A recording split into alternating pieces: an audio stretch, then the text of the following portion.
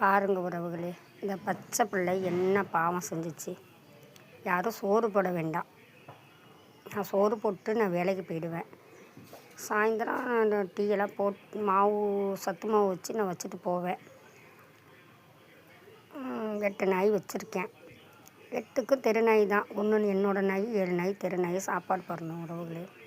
இந்த நாய் இதை நான் நேற்று 6 மணிக்கு ஆஃபீஸ் போயிட்டு வந்து இதுக்கு நான் சத்து மாவு வச்சு உள்ளே போய் நான் சமையல் செஞ்சுட்டு வர்றதுக்குள்ளே ஊன்னு அழுதுகிட்டு வருது. என்னென்னு பார்த்தா இது பாருங்கள், அது மேலே வெந்நீரை ஊற்றுனாங்களோ, பச்சை வெந்நீராக இருக்காதுன்னு நினைக்கிற பச்சை தண்ணி தான். ஏன்னா வெந்நீர்னா நேரம் வெந்திருக்கும். காட்டுறா காட்டுறேன் காட்டுறேன் காட்டுறேன் காட்டுறேன் காட்டுறேன் கழுத்தில் வெட்டிங்கிறீங்க, எவ்வளோ ஆழமாக வெட்டியிருக்காங்க பாருங்கள். ரத்த வெள்ளத்தில் வர்றான் புள்ள. ராத்திரி அழைச்சிட்டு போய் 500 செலவு பண்ணி ஊசி போட்டு கொண்டாந்து வச்சுருக்கேன். மனித நேயமே இல்லை, செத்து போச்சு. என்ன பண்ண சொல்கிறீங்க? அந்த வலியும் வேதனையும் நமக்கு தெரியும், அதுக்கு தெரியுமா? இந்த ஒருத்தர் வர்றாரு இப்போ தான்.